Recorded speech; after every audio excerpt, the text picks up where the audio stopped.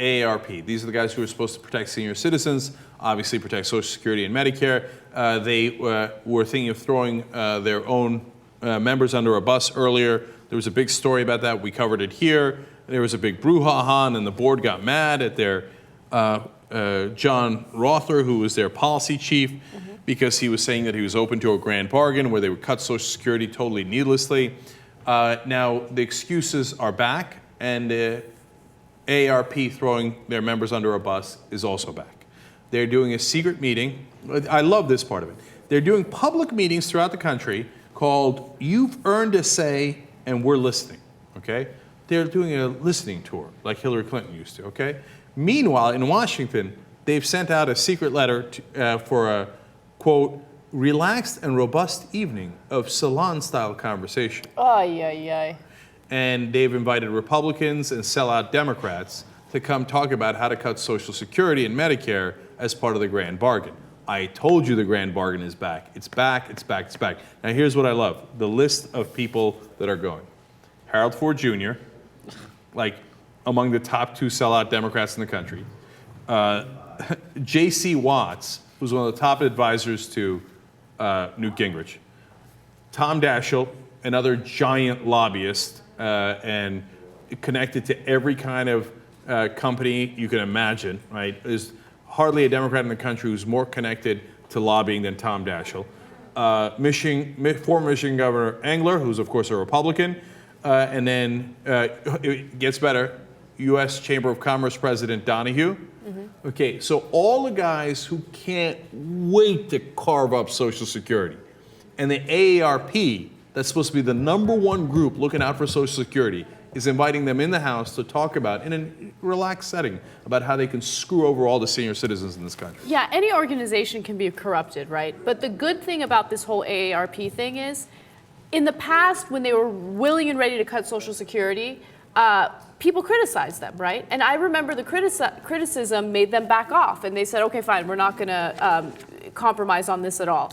We can do the same thing, and I'm hoping that we do. And look, they are funded by senior citizens, and senior citizens, once they know what's going on, they're not going to pay their dues and continue to be part of AARP, and that's when they freak out. You're right about that, except that they're hoping to do it quickly enough that they, screw over those people before they find out. That's why it's a secret. That's why I think I'm giving all the credit in the world here to Ryan Grimm and to Ariel Edwards-Levy at Huffington Post for breaking this story, okay? Otherwise, it was going to go under the radar, and they were going to pretend to be listening to the American people while they were figuring out how to screw them over. And their excuse, which is stated throughout the article by all the guys at AARP that are doing this, is that, no, it's very important that we have a seat at the table.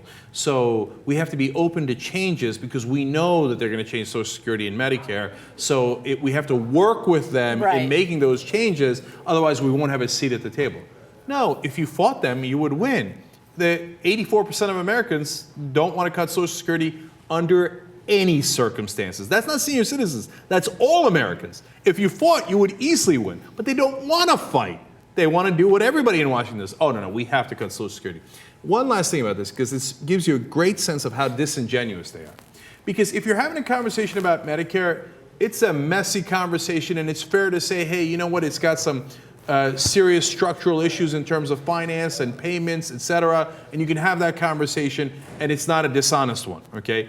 If you're talking about Social Security within the context of a budget, it is a fundamentally dishonest conversation.